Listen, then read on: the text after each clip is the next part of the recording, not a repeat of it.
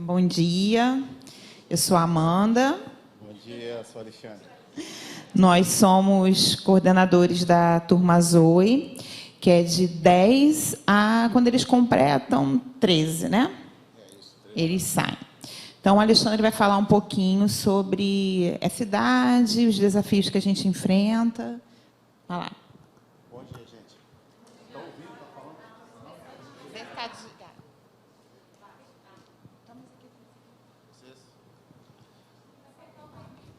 Bom dia. Esse aqui está funcionando.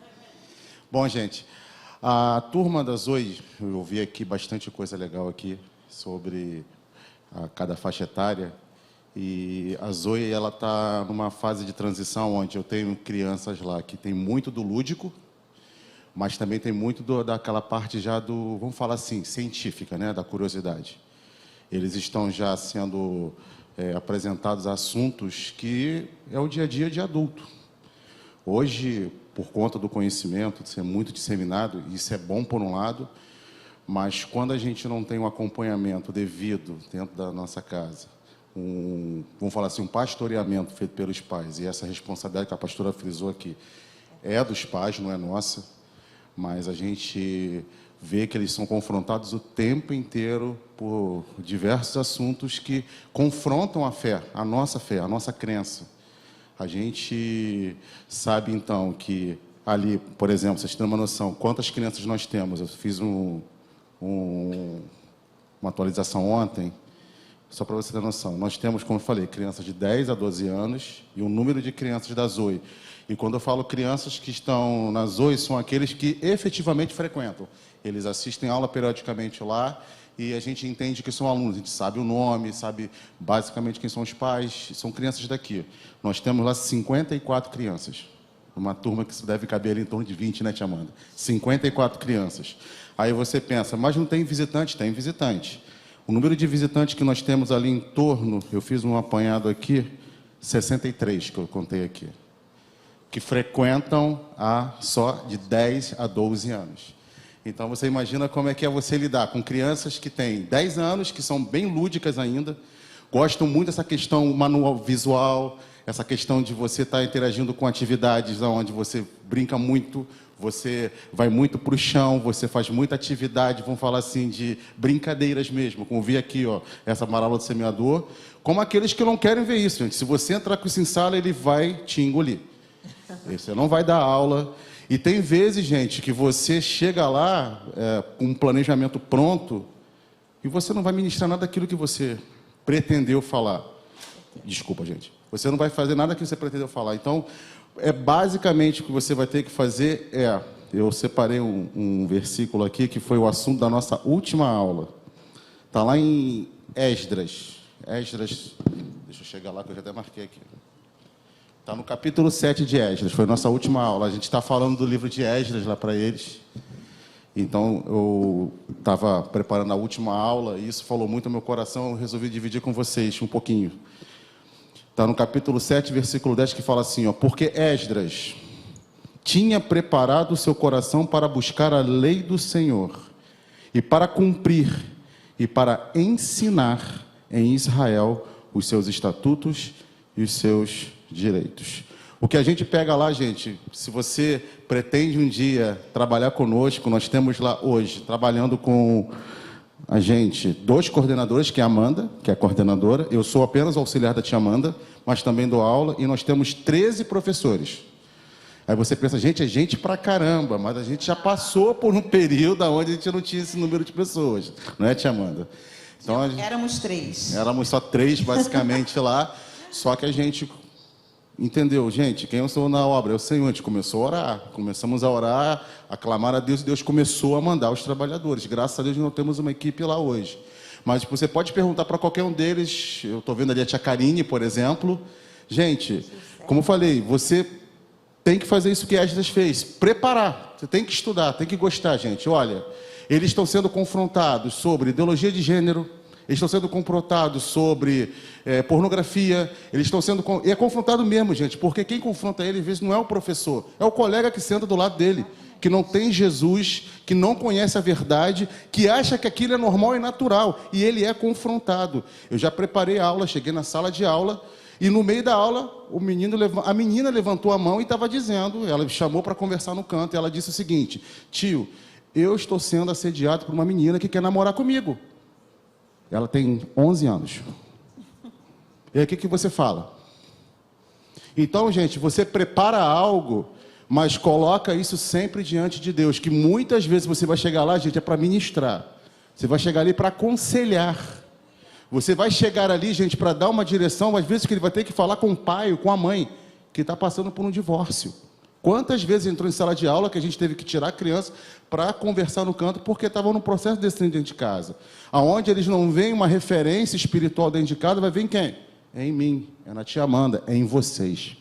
Vocês são os pastores deles.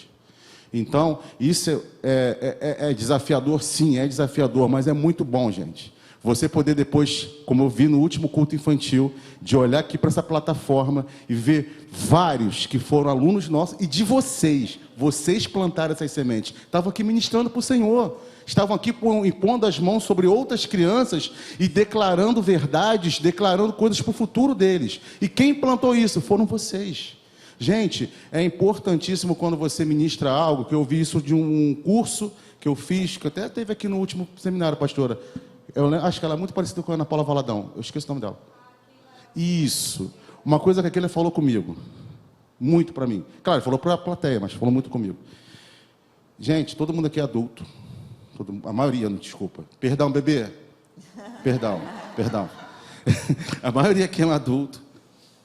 Como é que você, quando vai evangelizar um adulto, que você encara de dificuldade? Um monte de pensamento lá dentro da cabeça, como às vezes da minha, que não tem nada a ver com a verdade, mas que fica ali, ó, batendo. Você está falando a verdade e a pessoa não escuta, não abre. E é, às vezes, desafiador você evangelizar um adulto. Agora, imagine quando esse adulto era criança. A melhor fase de você falar de Jesus para um ser humano é nessa faixa etária. Porque ele tem pouca inverdade dentro dele. Ele está limpo, ele está com terreno próprio, pronto.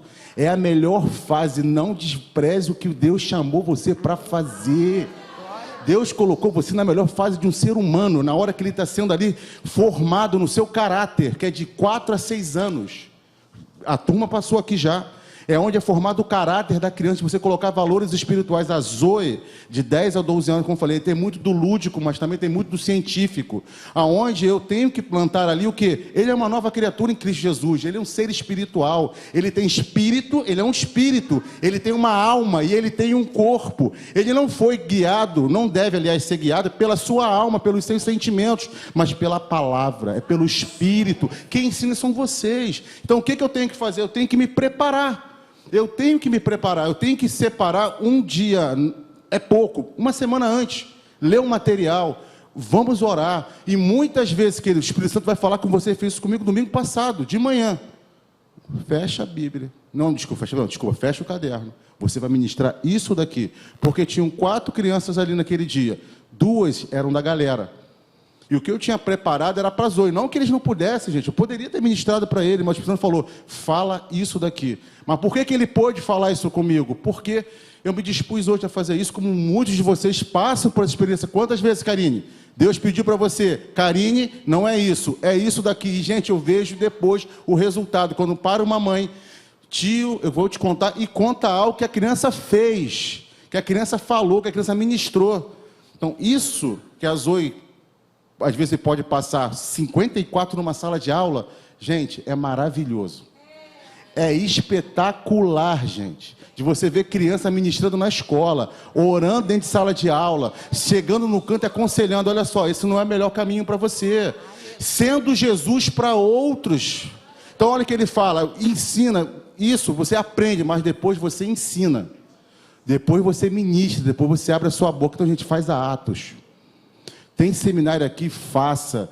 Essenciais de liderança, façam. E nós temos aqui um ministério excelente de ensino. Não falta ferramenta para nós. E nós temos o maior professor todo dia conosco, chamado Espírito Santo.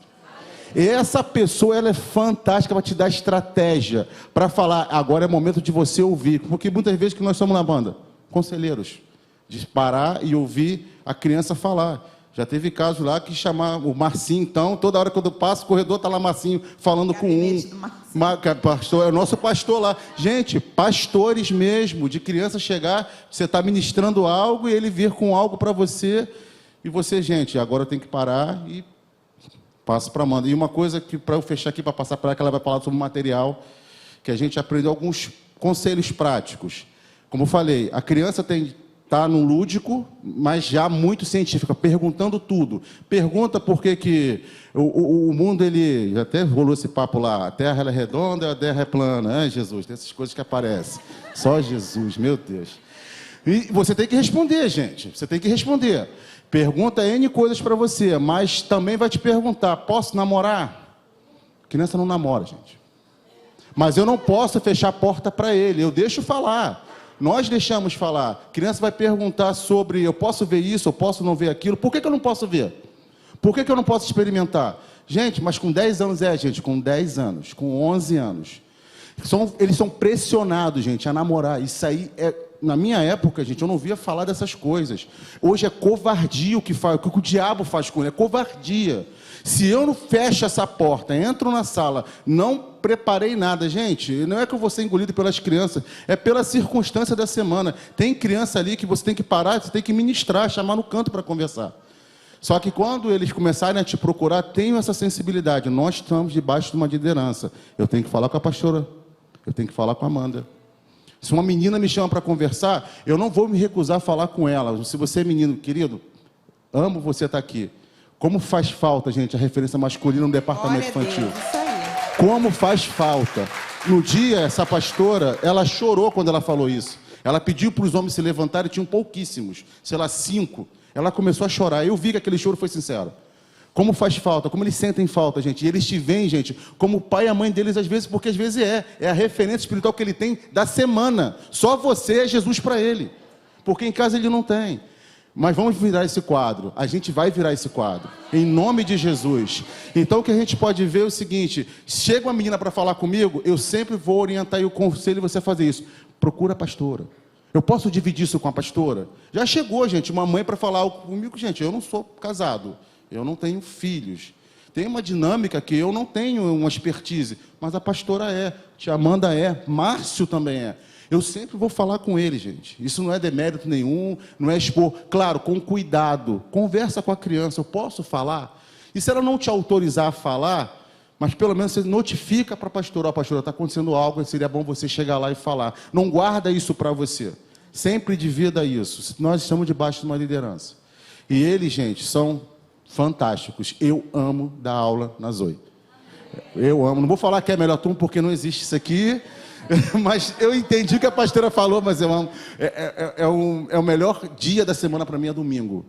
Muito em função por causa do que eu recebo dele. Gente, quantas vezes eu fui ministrado naquela sala? Quantas vezes eu cheguei ali, cansado, chateado, pisei na bola, errei. E quem me ministrou foi ele, gente. Ministrou foi ele. Deus usou várias vezes. E eu, galera, um carinho, vou terminar com isso. É bom demais o que vocês têm feito lá. E vocês também, sabe por quê? Eu recebo muita criança pronta. Criança que já ora, criança que já sabe quem é em Cristo, criança que já ministra a palavra, criança que batizada com o Espírito Santo. Gente, isso é bom demais. Então, queridos, cada um de vocês é importante. Jesus conta com cada um de vocês. O Espírito Santo conta e usa cada um de vocês. Amém? Que falar? Então, como o Alexandre, né, eu sou uma apaixonada também por crianças, por essa idade principalmente, já trabalho acho que há uns 20 anos. E o nosso tema aqui foi preparando para novos desafios. E como preparar? Estando preparados, né? E eu coloquei aqui que viver como nova criatura, produzir o fruto do Espírito e ser guiado pelo Espírito. Ensinar a palavra de Deus de maneira que a criança seja despertar-se, a tornar-se um praticante daquilo que ela está ouvindo, né? E esse tem sido o nosso desafio dentro da Zoe. Eles realmente têm tido, glória a Deus por isso, a Ele toda a honra e glória, mas eles realmente têm visto em nós um referencial, né, a ponto de, isso que o Alexandre falou, de se abrir, de pedir conselhos. E quando a gente ouve, né, como a pastora falou, quando a gente entende o nosso chamado, tudo fica muito mais fácil, né? Os desafios vão vir, né? Nós estamos preparando eles para desafios, como o Alexandre falou, das diversas, que você fica assim, como, né? Realmente é uma covardia o que estão fazendo com nossas crianças. Mas quando a gente vê o retorno disso, aí a gente vê que a gente está realmente no caminho certo. Quando a gente pensa em desistir, né? Quem nunca, né? E os testemunhos são vários, né? Tem uns 15 dias que um menino chegou muito choroso na turma. E o Márcio sempre sobe, comigo a gente sempre tem esse hábito, né?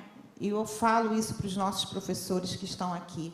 Mesmo que não seja o seu dia, mesmo que não seja a sua escala, dá uma passada na turma, né? Às vezes você vai estar ali como um olheiro, né? Observando quem está tristinho, quem chegou. Você sabe que aquela criança não é daquela maneira, por que ela está daquele jeito? Você tem total liberdade de chamar, de perguntar o que está acontecendo. E foi isso que aconteceu com esse menino. E aí ele chorou, se abriu, depois o Márcio conversou comigo, a situação era dentro de casa, separação, enfim. E o Márcio deu uma palavra para ele, uma palavra de fé. E quando foi na semana passada, ele chamou a gente no canto e falou assim: sabe quem está aí? Meu pai. Então, gente, esse tem sido o nosso presente, né? É ver que aquilo que a gente tem passado para as nossas crianças são coisas que eles estão vivendo, né? Dentro de casa, eles têm sido desafiados. Então, liderar é encorajar, é inspirar. Seja um inspirador para eles. Eles precisam ver em nós pessoas que os inspirem a ser. Porque assim, o mundo, né, a gente fica aqui, que bom que fosse, que todo dia fosse domingo, que todos eles estivessem aqui participando, recebendo, mas a gente está preparando eles para algo muito maior, né? Lá fora, na escola, no curso, né? Esses dias, não tem como não falar, porque eu tenho um filho nessa idade, né? Acho que a maioria conhece o Pedrinho. E ele falou assim: mãe, eu estou evangelizando o menino, mas, mãe, eu acho que deve ser muito difícil, porque ele não tem um pai, a mãe não leva ele para a igreja, o pai não leva ele para a igreja. Como que vai ser? Ele queria, na verdade, dentro do universo dele, encontrar um caminho para que aquele amigo chegasse até Cristo. E eu falei: filho, você, sendo um bom exemplo, já vai bastar, sabe? Porque o Espírito Santo é quem vai trabalhar no coração desse seu amigo. Né? E é isso, esse é o papel do professor, né? Esse tem sido o papel na nossa turma, sermos o exemplo, sermos alguém que eles possam se inspirar, né? O que ensina esmera-se em fazê-lo. Em Romanos 12:7 a gente tem essa passagem.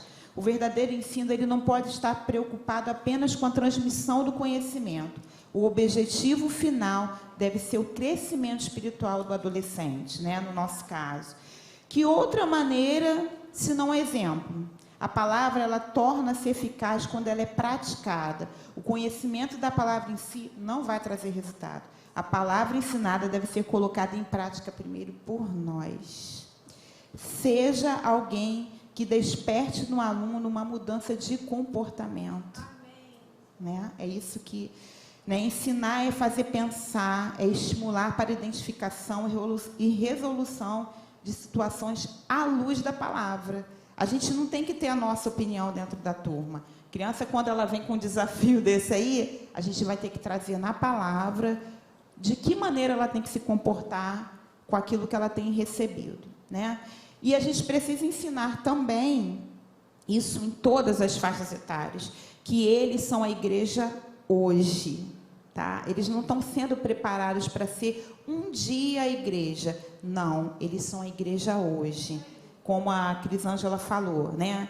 Como a Carmen falou, a maioria. Eles vão alcançar um público que a gente não está alcançando. Na escola, no curso, no futebol. Né? Então, eles são a igreja hoje. A gente tem um exemplo da escrava de Naamã. Era uma criança. Né? Mas ela tinha um entendimento, ela conhecia o Deus dela. Ela sabia que o Deus dela podia fazer alguma coisa por aquele general, né? Então, não temas. Jesus, a sabedoria em sua vida, a sua justiça e a sua obra redentora vai ser o suficiente para você ser um professor de excelência, né? Para a gente preparar as nossas crianças para os novos desafios, a gente também precisa estar preparado. Acabou, só rapidinho, né? E para isso a gente precisa de quê? De uma linda equipe, né? Aqui a gente viu várias pessoas com vários tipos de dons, um faz o trabalho, e nós temos essa diversidade também dentro da turma, né?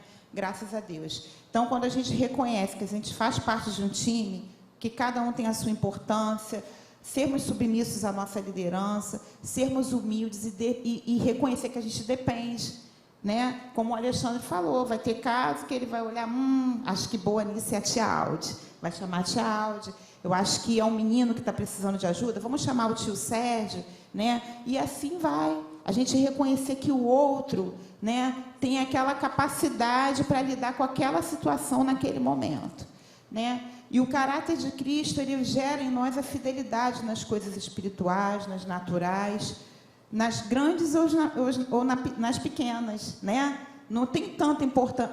O mais importante é dar aula na Zoe, porque eles já são adolescentes. E a importância do berçário, né? Até porque o Alexandre falou com muita propriedade. A gente recebe as crianças que já passaram por todo mundo aqui, né? Então, e é nosso dever também passar eles agora para a nova etapa, que realmente é mais desafiadora, né? E o amor gera em nós esse compromisso, né? Nós somos responsáveis em manter a pontualidade, né? Não só com uma coisa de, eu tenho que cumprir, de estar ali, não. Mas quando a gente tem amor, aquilo gera em nós algo assim. É bom, mesmo não estando escalado, você está participando da vida das crianças de uma maneira ativa. Então, é isso, né? Eu coloquei aqui alguns itenzinhos, não esqueça. Todos nós estamos em construção. Ensinar é fazer pensar, é estimular. Nunca dar a resposta pronta, trazer eles para a palavra. Olha como Jesus faria, olha como Jesus agiria nessa situação. Quando descansamos e dependemos do favor imerecido de Cristo, a gente permite que Ele assuma o controle de coisas que sozinho a gente jamais faria, né? A gente jamais faria. O Espírito Santo é o nosso ajudador nesse trabalho. Nele, o nosso trabalho não é em vão, né? 1 Coríntios 15, 58. E Ele é o nosso recompensador, né? E não há recompensa maior do que a gente olhar, como o Alexandre falou. Eu, como já dou aula há algum tempo, às vezes a gente está passeando no shopping, tio Marcinho, um homem desse tamanho, Marcinho. A gente olha assim, você não lembra de mim? Às vezes com um filhinho nos braços, né? E aí a gente vê, olha, eu estou assim, eu faço assim, eu sou pastor, não sei aonde. E, gente, isso é o nosso presente, né? Amém? É isso e ainda tem mais por aí.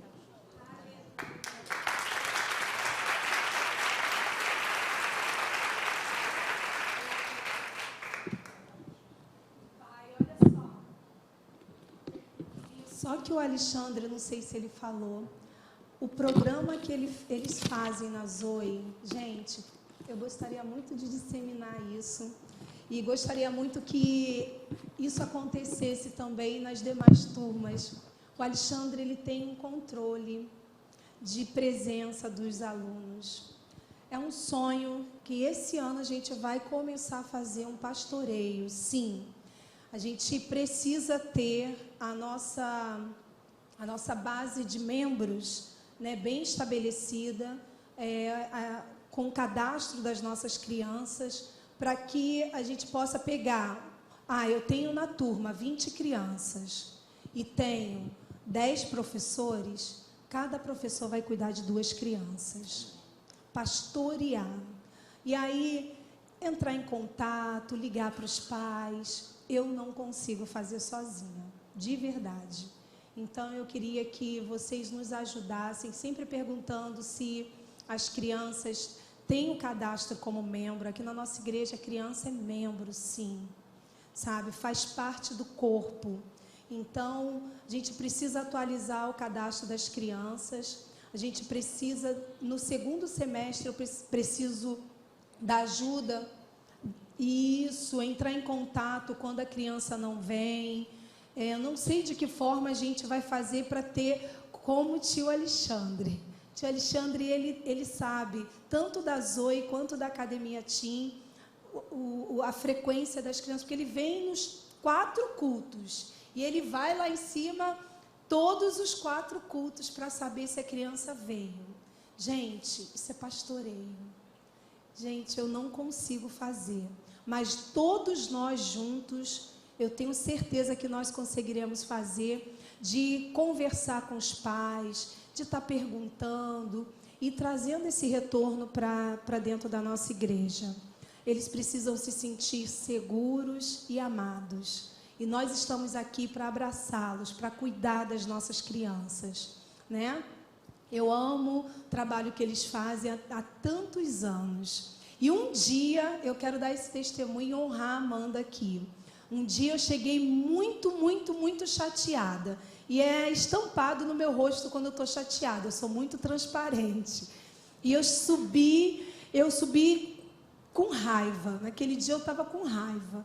E eu chorei. E a Amanda olhou para a minha cara e falou assim: nós não somos daqueles que retrocedemos. Nós fazemos parte da resistência. E eu falei, amém. E nós choramos ali, eu fui ministrada. Então, assim, a gente passa por luta, sim, mas nós não somos daqueles que desistimos. Nós somos daqueles que avançamos. E aquela palavra foi algo tão maravilhoso no meu coração que gerou, sabe? Gerou um impacto. E eu falei com o Senhor, nunca mais eu penso em desistir. Pode até vir à vontade, mas eu não vou deixar que esse pensamento fique na minha mente. Porque o alvo, o objetivo é mais importante. Não importa se alguém bata nas tuas costas, não importa se alguém te elogie, não importa se alguém te trate mal, muitas vezes no corredor, que já aconteceu, né, Ana Paula? Mãe chegar e desacatar e falar coisas, então não importa. O que importa é que a gente está atingindo o alvo.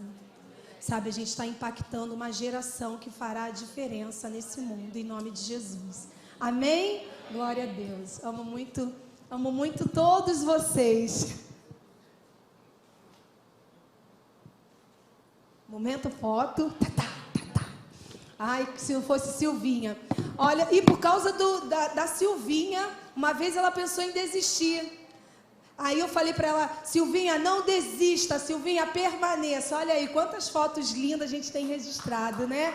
Glória a Deus. Obrigada, Silvinha. 10 minutinhos só de intervalo.